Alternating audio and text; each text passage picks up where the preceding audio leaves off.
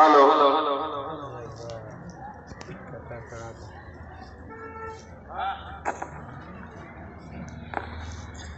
السلام علیکم.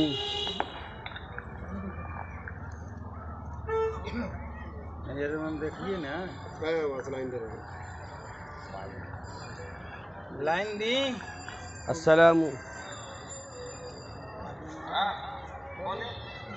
السلام علیکم ورحمۃ اللہ وبرکاتہ.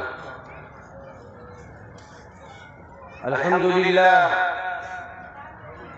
نحمده ونستعینه ونستغفره ونؤمن به ونتوکل علیہ ونعوذ بالله من شرور أنفسنا ومن سيئات أعمالنا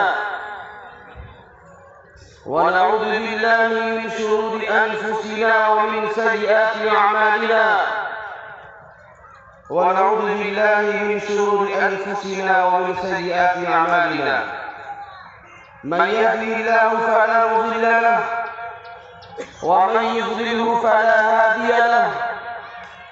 ونشهد أن لا إله إلا الله وحده لا شريك له ونشهد أن سيدنا وسندنا وحبيبنا وشفيعنا مولانا محمدا عبده ورسوله صلى الله عليه وعلى آله وأصحابه وسلم. أما بعد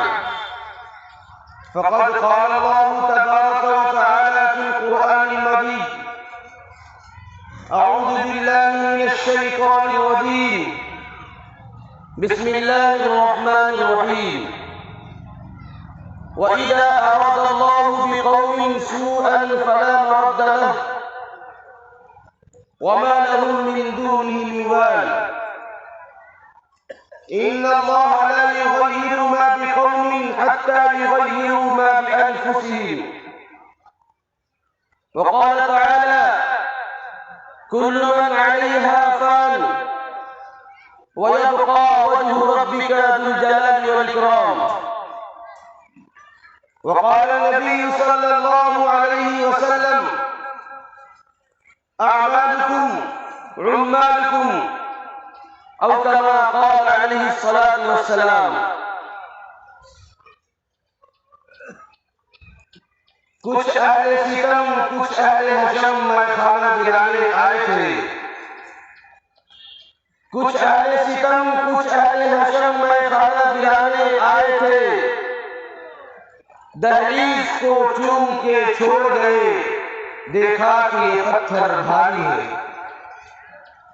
کچھ اہل ستم کچھ اہل حشم میں کھانا دلانے آئے تھے. دہلیز کو چوم کے چھوڑ گئے، دیکھا کہ یہ پتھر بھاری ہے. زخموں سے بدن گلزار سہی، تم اپنا شکستہ تیر گنو. زخموں سے بدن گلزار سہی، تم اپنا شکستہ تیر گنو. خود ترکش والے کہہ دیں گے یہ بازی کس نے ہاری ہے. سوچا ہے کفیل اب کچھ بھی ہو، ہر حال میں اپنا حق لیں گے. سوچا ہے کفیل اب کچھ بھی ہو، ہر حال میں اپنا حق لیں گے. عزت سے جیے تو جی لیں گے، یا جان شہادت پی لیں گے. میرے دیوروا دیوراج اور سبیہ دیوراج کے غیور مسلمان بزرگوں اور دوستوں اور عزیز دینی بھائیوں، آج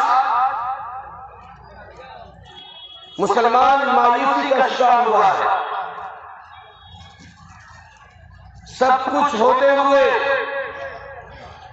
مسلمانوں کو اپنی حقیقی وجود کو تسلیم کرنے میں شک و شبہ معلوم ہو رہا ہے. مسلمان اپنی زندگی کو تنگ محسوس کر رہا ہے. مسلمان اپنے بچوں کو دیکھتا ہے تو اس کی آنکھیں بھر آتی ہیں اور یہ سوچتا ہے کہ میں نے اپنی عمر 40-50 سال کی گزار لی. میں نے ہنسی خوشی سے اپنے وقت کو بتا لیا، لیکن کیا میرا یہ ننھا منھا بچہ آنے والے وقت میں اپنے چہروں پہ ہنسی لا سکے گا؟ اپنی زندگی کو خوشیوں کے ماحول میں ڈال سکے گا؟ ہر طرف دیکھو مسلمان مایوسی کا شکار ہو چکا ہے۔ مسلمانوں کو اپنا گھر اپنے کہنے میں اسے ایک عیب سا نظر آتا ہے۔ مسلمانوں کو اپنی چیز کو تسلیم کرانے کے لیے دوسرے کے فیصلے پر انتظار کرنا پڑتا ہے۔ آخر کیا وجہ ہوئی کہ آج جس ملک کو لاکھوں 2 لاکھ 3 لاکھ کے قریب علماء کرام نے اپنے خون پسینے سے جس ملک کو آزاد کرا کر کے ہمارے گود میں دیا تھا، آج اسی ملک کے اندر مسلمان ایک دم سے اپنے آپ کو ذلت و خوار کا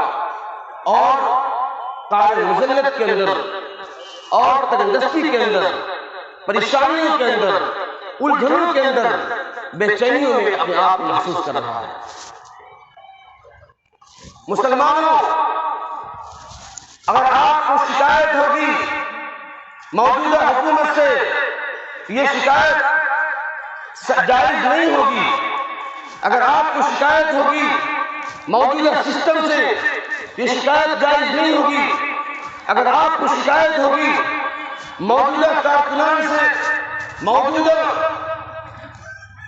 عدالتوں سے، یہ شکایت جائز نہیں ہوگی، کیونکہ میرے نبی نے فرمایا تھا اعمالکم اعمالکم، جیسے تمہارے اعمال ہوں گے ویسے تمہارے حاکم ہوں گے۔ میرے دوستو، 1400 سال سے لے کر آج تک مسلمانوں کے وجود کو کسی نے تسلیم نہیں کیا تھا۔ 1400 سال پہلے آمنہ کے لال عبداللہ کے لخت جگر، عبد المطلب کے چہیتے اور ہم سب کے پیارے نبی جناب محمد مصطفیٰ صلی اللہ علیہ وسلم نے جب مکہ کی گلیوں کے اندر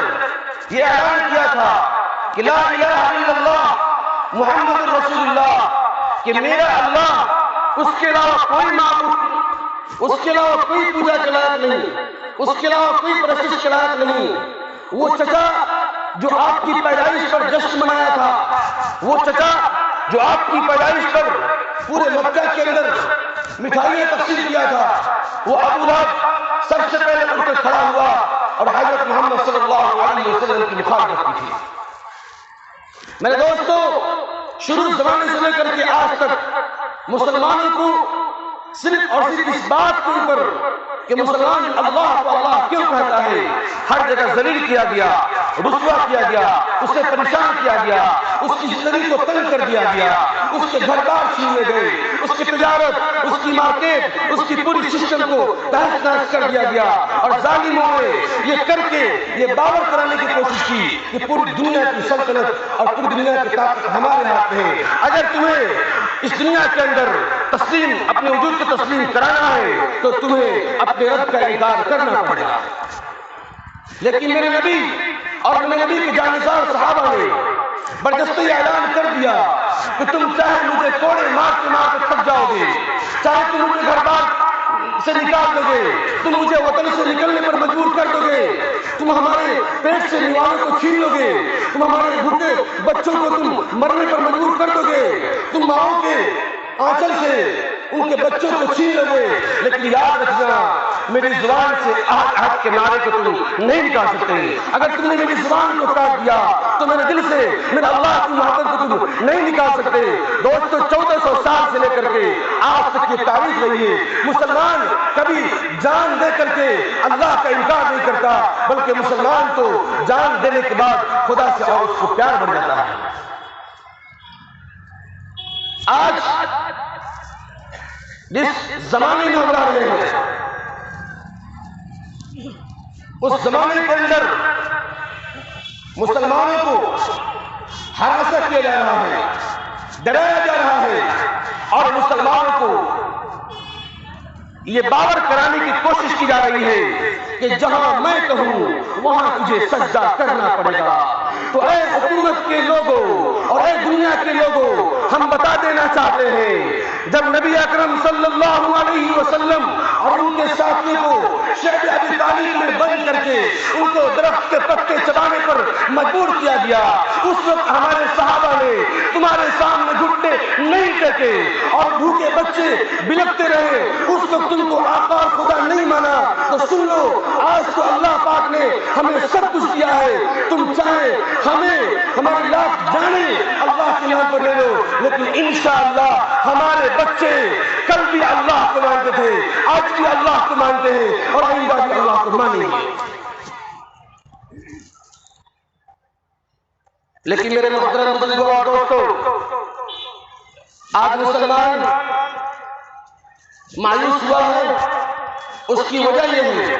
کہ مسلمان نے اپنی بیسک فاؤنڈیشن آف اسلام کے جو فنڈامنٹل رائٹس ہیں اس کو اپنے ہاتھوں سے کھو دیا ہے. ہولی قرآن کریم اسلام کی سب سے بیسک بنیادی تعلیمات تھی. آپ نے نام سنا ہوگا حضرت شیخ الہند مولانا محمود حسن دیوبندی رحمۃ اللہ علیہ دارالعلوم دیوبند کا سب سے پہلے طالب علم تھے، جنہوں نے ریشمی رومال کی تحریک چلا کر اس ہندوستان کے اندر سے انگریزوں کے بھگانے کی کوشش کیا تھا اور یہ احساس دلایا تھا کہ اس ملک میں جب تک علماء ہیں اور علماء دیوبند ہیں کسی کی مجال نہیں ہے جو اس ملک کے اوپر حکومت کر سکے. اسی شیخ الہند رحمۃ اللہ علیہ نے مالٹا کی جیل میں اپنی زندگی گزاری. انگریزوں نے جب وہاں سے ان کو آزاد کیا تو مالٹا کی جیل سے باہر جب نکلے اور ان کے خادموں نے ان کے سواگت کے لیے وہاں پر کھڑا ہوا تو حضرت نے کہا کہ میں جیل میں سنت یوسف کو زندہ کر کے آیا ہوں. اور حضرت نے کہا کہ میں نے جیل میں بیٹھ کر کے یہ فکر کی اور یہ سوچا کہ میرے مسلمانوں میں کیا کمی ہے اور میرے مسلمانوں میں کون سی چیز پیدا کرنی چاہیے کہ میرا مسلمان پوری دنیا کے باطل طاقتوں سے ٹکرا سکے. تو میں صرف اور صرف دو نتیجے تک پہنچا. حضرت نے فرمایا کہ سب سے پہلی جو بات ہے کہ مسلمان قرآن کو سمجھے، قرآن کو پکڑ لے، قرآن کو پکڑ لے. میں نے پورے جیل میں اسی فکر میں رہا کہ مسلمانوں کی بلندی کس میں چھپی ہوئی ہے، مسلمانوں کی بادشاہت کس میں چھپی ہوئی ہے، مسلمانوں کی سلطنت کس میں چھپی ہوئی ہے. مجھے صرف اور صرف ایک ہی بات سمجھ آئی کہ مسلمانوں کی پوری کامیابی قرآن کریم پوری پکڑنے میں چھپی ہوئی ہے. اب علماء کرام نے اس کی مختلف ان کے جملوں کی تفسیر کی کہ حضرت کا مطلب یہ تھا. حضرت مولانا مفتی تقی عثمانی صاحب فرماتے ہیں کہ حضرت کے کہنے کا مطلب یہ ہے کہ مسلمان قرآن کی تلاوت کرے، مسلمان آگے بڑھ کے قرآن کو سمجھے، مسلمان قرآن کی تفسیر کو سمجھے، مسلمان قرآن کے مطلب کو سمجھے. مسلمان کو قرآن تعلیم دیتا ہے پوری دنیا کی. لیکن آج افسوس کی بات یہ ہے کہ مسلمانوں نے صرف اور صرف قرآن کو تعویذ اور گنڈوں کے لیے استعمال کرنا شروع کر دیا، صرف اور صرف جھاڑ پھوک کے لیے استعمال کرنا شروع کر دیا. ارے قرآن تو ہدایت تھا، قرآن تو پوری دنیا کے لیے رہنمائی کا ذریعہ ہے، قرآن تو مسلمانوں کے لیے ہتھیار ہے، قرآن تو پوری دنیا پر حکومت کرنے کا واحد ذریعہ ہے. قرآن تمہیں سکھاتا ہے کہ دنیا پہ کیسے قابض ہونا ہے، قرآن سکھاتا ہے کیسے آپ کو سیاسی بصیرت حاصل کرنی ہے، قرآن سکھاتا ہے کیسے آپ کو دشمنوں سے دوستی کرنا ہے، قرآن سکھاتا ہے کیسے آپ کو اپنے سماج کو سدھارنا ہے، قرآن سکھاتا ہے کیسے آپ کو سیاست کے میدان میں آگے جانا ہے، قرآن سکھاتا ہے کیسے آپ کو دعوت کے میدان میں آگے جانا ہے، قرآن سکھاتا ہے کہ پوری دنیا کے نظام تمہارے اس میں چھپے ہو. آؤ تم قرآن کو پڑھو، قرآن کو گلے لگاؤ، پوری دنیا کی باقی طاقت تمہارے سامنے جھک جائے. لیکن افسوس کہ قرآن سمجھنے کی تو دور کی بات، آج مسلمان قرآن کو ہاتھ تک نہیں لگاتا، مسلمانوں کو قرآن پڑھنا تک نہیں آتا. وہ مسلمان جو محمد صلی اللہ علیہ وسلم کے نام پر سر پہ کفن باندھ کر کے نعرے تکبیر کا نعرہ لگاتا ہے، اگر کسی نے اسی محفل میں یہ پوچھ لیا کہ اے مسلمان جس محمد کے نام پر، اے نوجوان جس محمد کے نام پر تو اچھل رہا ہے، ذرا قرآن کریم کی تلاوت کر کے ہم کو سنا دے، ذرا قرآن کے فلاں آیت کا مطلب بتا دے، قرآن کس لیے اتارا گیا ذرا اس کو ہم بتا دے۔ وہ نوجوان جو اچھلتا ہوا کودتا ہوا حضرت محمد صلی اللہ علیہ وسلم کے نام پر اپنی جان کی بات لگانے کے لیے وعدہ کر رہا تھا، آواز دے رہا تھا، وہ قرآن کی تلاوت نہیں کرے گا تو کتنی افسوس کی بات ہوگی، کتنی مایوسی ہوگی۔ اس لیے مسلمانوں، قرآن کو اپنا مین ہتھیار بنا لیجیے، قرآن کی تلاوت کیجیے، قرآن کو صحیح لفظ میں پڑھنے کی کوشش کیجیے، قرآن کی ایک ایک آیت کو سمجھنے کی کوشش کیجیے، علماء کے سبق اختیار کیجیے، اور یہ کہیے کہ آپ ہمیں قرآن کی تفسیر سمجھائیے، قرآن کا مطلب سمجھائیے۔ جب مسلمان قرآن کو پڑھتا ہے، مسلمانوں کے اندر انقلاب جیسی ذہن پیدا ہوتی ہے، مسلمانوں کی روح میں تازگی پیدا ہوتی ہے، اور جب مسلمان قرآن کو چھوڑ دیتا ہے صرف اس کی آوازیں رہ جاتی ہیں۔ 1961 کے اندر علی میاں ندوی رحمۃ اللہ علیہ، جن کو مفکر اسلام کہا جاتا ہے، آج یہ جو حالت ہم دیکھ رہے ہیں، آپ نے ایک ملک کا نام سنا ہوگا، برما۔ آج برما کے اندر مسلمانوں کی زندگی تنگ ہو گئی ہے، مسلمان برما سے ہجرت کرنے پر مجبور ہے، در در کی ٹھوکریں کھا رہے ہیں۔ کبھی خبر آتی ہے کہ سمندر کے ساحل کے کنارے انہیں کشتیوں سے دھکیل دیا گیا، کبھی خبر آتی ہے کہ ہماری ماں بہنوں کو سامنے کر کے ٹائر میں آگ لگا کے انہیں جلا دیا گیا، کبھی خبر آتی ہے کہ ان کی دکانوں کو نظر آتش کر دیا گیا، کبھی خبر آتی ہے کہ ان کے مکانوں کو جلا دیا گیا۔ آج سے 50-60 سال پہلے 1961 کے اندر برما حضرت تشریف لے گئے تھے۔ اس وقت برما کی حکومت سیکولر تھی، اور حضرت نے کہا تھا، میں حضرت کی بات نقل کر رہا ہوں، تاریخ کی کتابوں میں آج یہ بات درج ہے۔ حضرت نے کہا تھا کہ اے برما کے مسلمانوں، سن لو کان کھول کر کے، سب کچھ فنا ہونے والی ہے، کل من علیہا فان وَيَبْقَى وَجْهُ رَبِّكَ ذُو الْجَلَالِ وَالْإِكْرَامِ۔ یہ دولت بھی فنا ہو جائے گی، یہ صحت، یہ تندرستی، یہ بھی فنا ہو جائے گی، یہ تیری دکان کل فنا ہو جائے گی، یہ تیرے مکان سب کچھ فنا ہو جائیں گے، یہ حکومت فنا ہو جائے گی، یہ بادشاہت فنا ہو جائے گی، یہ خوبصورتی فنا ہو جائے گی، یہ تیری باڈی فنا ہو جائے گی، سب کچھ فنا ہو جائے گی۔ لیکن اگر تجھے اس ملک کے اندر باقی رہنا ہے تو سن لے، کائنات میں جب سب کچھ فنا ہو جائے گی اس وقت خدا کا وجود باقی رہے گا۔ تجھے اگر اس ملک میں باقی رہنا ہے، اپنے بچوں کے وجود کو تسلیم کرانا ہے تو جا 10 سال 15 سال، یہ حضرت کی بات ہے، جا 10 سال اور 15 سال تک پورے برما کی گلی گلی میں گھوم اور دروازے پر یہ آواز لگا کہ اے میرے لوگوں، آؤ اللہ کو ایک مانو، آؤ سجدہ کرو، رب کی نافرمانی مت کرو، خدا کے حکم کو بجا لاؤ، نبی کی سنت کو زندہ کرو، ورنہ یاد رکھو اگر تم نے یہ محنت نہیں کی، تیری بڑی بڑی بلڈنگیں اور اس گاڑی کو چلتا ہے، اکڑتا ہے، مچلتا ہے، یہ ایک دن آئے گا تیری بلڈنگوں کو جلا دیا جائے گا، تیری دکانوں کو جلا دیا جائے گا، تیری گاڑیوں کو چھین لیا جائے گا، اور تیری جانوں کو لے لیا جائے گا، کیونکہ تیرے پاس ایمان کی جو طاقت نہیں ہوگی۔ میں آج صبح بھی حضرت کی یہ بات مطالعہ کر کے آیا، اور وقت آیا پوری دنیا نے دیکھا کہ برما کے مسلمانوں کے ساتھ کیا ہوا۔ اسی طریقے سے 1995 کے اندر حضرت نے ایک جگہ اپنی اس ملک میں تقریر کی اور کہا کہ جس ملک ہندوستان میں ہم رہتے ہیں، ہمیں بڑے بڑے لوگوں سے ملنا ہوتا ہے، ہم ان لوگوں سے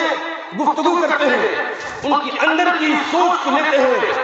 تو اکثروں سے یہ بات سمجھ میں آئی کہ انہیں تمہاری داڑھی اچھی نہیں لگتی، انہیں تمہارے سر پہ ٹوپی اچھی نہیں لگتی، انہیں تمہارے سر پہ پگڑی اچھی نہیں لگتی، یہاں تک کہ تم اللہ کے نام لیتے ہو تو انہیں اچھا نہیں لگتا ہے۔ حضرت نے کہا کہ میرے مسلمان بھائیوں، انہیں اذان پسند نہیں ہے، انہیں مدارس پسند نہیں ہے، انہیں مکاتب پسند نہیں ہے، انہیں خانقاہیں پسند نہیں ہے، انہیں دین کی راستے میں چلنا پھرنا اور دین کی دعوت دینا پسند نہیں ہے، یہ میں نے ان لوگوں کے ساتھ بیٹھ کر گفتگو کر کے تجزیہ کیا ہوں اور یہ آپ کے سامنے رکھ رہا ہوں۔ اس لیے اے مسلمانوں، جاؤ اپنے بچوں کو یہ کہہ دو کہ مدارس، مساجد، مکاتب، خانقاہیں، اس کی حفاظت کی تو دور کی بات، میں تو اپنے پیجامہ بھی ٹخنے سے نیچے پہننا گوارا نہیں کروں گا، تب جا کر کے اس ملک میں تم باقی رہو گے۔ میرے دوستو، دشمنی آپ سے نہیں ہے، انہیں تکلیف آپ سے نہیں ہے، آپ کے چہرے پر جو نبی کی سنت ہے ان کو اس بات سے تکلیف ہے، آپ کے سر پر جو داڑھی ہے اس بات سے تکلیف ہے، آپ جو مدارس میں بیٹھ کر قرآن کی تلاوت کرتے ہیں، جو قرآن سکھاتے ہیں، اس بات سے تکلیف ہے، آپ جو مسجدوں میں اذان 5 وقت دیتے ہیں اور امام صاحب نماز پڑھاتے ہیں، انہیں اس بات سے تکلیف ہے۔ آج آپ چوراہوں پر کھڑا کر کہہ دو ہم خدا کو نعوذ باللہ نہیں مانتے، ہم مدارس کو نہیں مانتے، ہم نعوذ باللہ حضرت محمد مصطفیٰ صلی اللہ علیہ وسلم کو نہیں مانتے، یاد رکھنا نہ آپ کی جان کو خطرہ ہوگا، نہ آپ کے مکان کو خطرہ ہوگا، نہ آپ کی دکان کو خطرہ ہوگا، نہ آپ کی ذات کو خطرہ ہوگا، نہ آپ کی جاب کو خطرہ ہوگا، ہر جگہ آپ کو ویلکم کیا جائے گا۔ لیکن اے مسلمانوں، اس ویلکم اور اس استقبال پہ لات مار دینا جو ہمارے خدا کی نافرمانی کے لیے ہمیں استقبال کیا گیا ہو، اس جگہ کو تم، اس عزت کو، اس سلطنت کو، اس بادشاہت کو تم تھوک دینا جو حضرت محمد مصطفیٰ صلی اللہ علیہ وسلم کی سنت کی خلاف ورزی پر ملے، اس جگہ کو تم ہاتھ مت لگانا جو صدیق اکبر کی خلافت میں ملے۔ اس لیے میرے محترم بزرگوں اور دوستوں، ہمیں اپنے آپ کو مکمل طور پر تیار کرنا پڑے گا کہ چاہے تم ہماری لاکھ جانیں لے دو، نہ ہم اللہ کا انکار کریں گے، نہ ہم حضرت محمد مصطفیٰ صلی اللہ علیہ وسلم کی ذات کا انکار کریں گے۔ ارے ان کی ذات تو دور کی بات، ہم تو ان کو مسواک کا بھی انکار نہیں کریں گے انشاءاللہ، کریں گے بھائی انشاءاللہ۔ اس لیے آج ضرورت اس بات کی ہے کہ ایک نوجوان جو آج اپنے ہاتھوں میں موبائل لیے پھر رہا ہے اور دنیا کی رنگینی میں کھویا ہوا ہے، مسلمان ہمیں اور تجھے احساس نہیں ہے، فلسطین کی تاریخ پڑھو، یمنی کے مسلمانوں کی تاریخ پڑھو، حالات حاضرہ کو سمجھو، رونا آئے گا رونا، کس طرح مسلمانوں کے سر سے ان کے مکان کو چھین لیا جا رہا ہے، کس طرح عورتوں کو بیوہ کر دیا جا رہا ہے، معصوم بچوں کو یتیم کر دیا جا رہا ہے۔ اس لیے اپنی زندگی کو اللہ کی نافرمانی میں مت گزارو۔ اب وقت آ گیا ہے کہ ایک نوجوان علی المرتضیٰ جیسی بہادری پیدا کرنا ہوگا۔ اس لیے جب ہمارے اندر بہادری پیدا ہوگی، شجاعت پیدا ہوگی، تب جا کر کے ہم باطل کی آنکھوں پر آنکھ ڈال کر کی بات کر سکتے ہیں۔ تم نے سوچا ہی نہیں حالات بدل سکتے تھے، مسلمانوں تم نے سوچا ہی نہیں حالات بدل سکتے تھے، تیرے آنسو میری آنکھوں سے نکل سکتے تھے۔ 2 قدم ساتھ چل کر تو دیکھا ہوگا، 2 قدم ساتھ چل کر تو دیکھا ہوگا، خود بخود خیالات بدل سکتے تھے۔ تم تو ٹھہرے ہی رہے جھیل کے پانی کی طرح، تم تو ٹھہرے ہی رہے جھیل کے پانی کی طرف، دریا ہوتے تو بہت دور نکل سکتے تھے۔ تم نے الفاظ کی تاثیر کو پرکھا نہیں، تم نے الفاظ کی تاثیر کو پرکھا نہیں، نرم لہجے سے پتھر بھی پگھل سکتے تھے۔ اس لیے میرے محترم بزرگوں اور دوستوں، آج ضرورت اس بات کی ہے کہ ہمیں حضرت محمد مصطفیٰ صلی اللہ علیہ وسلم کی ایک ایک سنت کو اپنی زندگی میں لانا ہے، چاہے اس کے لیے ہمیں کچھ بھی قربانی کرنا پڑے۔ ہمیں اپنے اس ملک کے اندر اپنے وجود کو تسلیم کرانے کے لیے مدارس کو زندہ کرنا پڑے گا، اپنے اللہ کے راستے میں نکلے ہوئے جتنے بھی طریقے ہیں ان کو زندہ کرنا پڑے گا۔ جا کر پڑھیے علامہ اقبال رحمۃ اللہ علیہ نے جس کیلنڈر کو مسجد میں رکھتے ہیں، اس کیلنڈر میں کیا لکھا ہے؟ ایک طرف علامہ سید سلیمان ندوی صاحب کے تاثرات ہیں اور ایک طرف علامہ اقبال کے تاثرات ہیں۔ علامہ اقبال نے کہا تھا کہ میں نے پوری دنیا کو گھوما ہے، پوری دنیا کے اندر میں گھوما ہے، سب کچھ دیکھا ہے، لیکن اسپین کی حالت میں نے دیکھ کر کے آئی جہاں پر مسلمانوں کی آج تو صاحب حکومت تھی کہ آج وہاں پر اللہ کا نام لینے والا نہیں ہے۔ اس لیے اے میرے ہندوستان کے لوگوں، چونکہ اس وقت آپ ہندوستان میں تھے، ہندوستان تقسیم نہیں ہوا تھا، تو آپ ہندوستان کے لوگوں مت ان ملاؤں کو، ان مکتب میں پڑھانے والے حافظوں کو، ان عالموں کو، ان امام صاحب کو مت تم چھیڑو، مت ان کو انگلیاں کرو، مت ان کو پریشان کرو، کیونکہ اگر یہ نہ ہوں گے، یہ اگر ان موضوع پر بیٹھ کر کے قرآن کی حفاظت نہیں کریں گے، سنت رسول کی حفاظت نہیں کریں گے، تو سن لینا تمہاری حالت بھی اس ہندوستان کے اندر وہی حالت ہوگی جو اسپین کی ہوگی۔ آج آپ مسجد میں لکھی بات ہے۔ اس لیے میرے دوستو، اگر آپ کو اس ملک کے اندر اپنی وجود کو تسلیم کرنا ہوگا تو اپنے بچوں کو یہ کہہ دینا پڑے گا کہ چاہے تم کو کچھ بھی ہو جائے، کچھ بھی قربانی کرنی پڑے، لیکن حضرت محمد مصطفیٰ صلی اللہ علیہ وسلم کی ایک سنت کا منکر مت ہونا، انکار مت کرنا، یہاں تک کہ تم اپنے پائجامہ بھی ٹخنے سے نیچے پہننے کو گوارا مت کرنا، کیونکہ یہ بھی حرام ہے۔ ما اسفل من الكعبین من الازار ففی النار، کہ جو پیجامے کا حصہ ٹخنے سے نیچے ہوتا ہے وہ حرام ہوتا ہے۔ جو جنس پہنے ہوئے ہمارے بچے فیشن میں چل رہے ہیں، علی نبی نے کہا تھا کہ اے نوجوانوں، تم پیجامے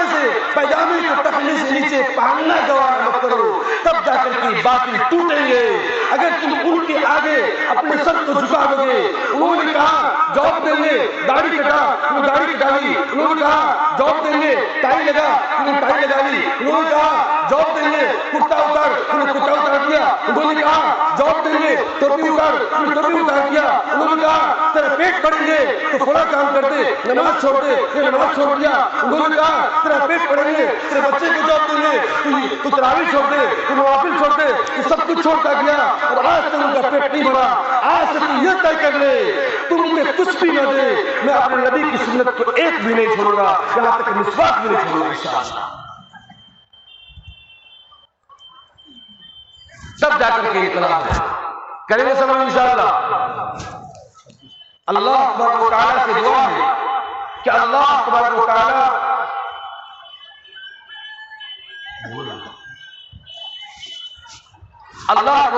ہم سب کو کہنے سننے زیادہ عمل کرنے کی توفیق نصیب فرمائے، اور پورے ملک کے اندر جو صورتحال ہے اللہ اس کے اندر خیر فرمائے، رحمت کا نزول فرمائے، اللہ فضل کا معاملہ فرمائے۔ اور یہ دعا میں یاد کیجئے کہ جہاں جہاں اس ملک کے اندر مسلمان پریشانی کا شکار ہو رہے ہیں، دیوراج کے مسلمانوں کا احساس نہیں ہوتا، کیونکہ دیوراج اس سے محفوظ ہے، لیکن جلتے گھر کو دیکھنے والوں پھوس کا چھپر آپ کا ہے، جلتے گھر کو دیکھنے والوں پھوس کا چھپر آپ کا ہے، آپ کے پیچھے تیز ہوا ہے، آگے مقدر آپ کا ہے۔ اس کے قتل پر میں چپ تھا، برما کے مسلمانوں کے قتل پر میں چپ تھا، میرا نمبر آیا، میرے قتل پر آپ چپ ہیں، اگلا نمبر آپ کا ہے۔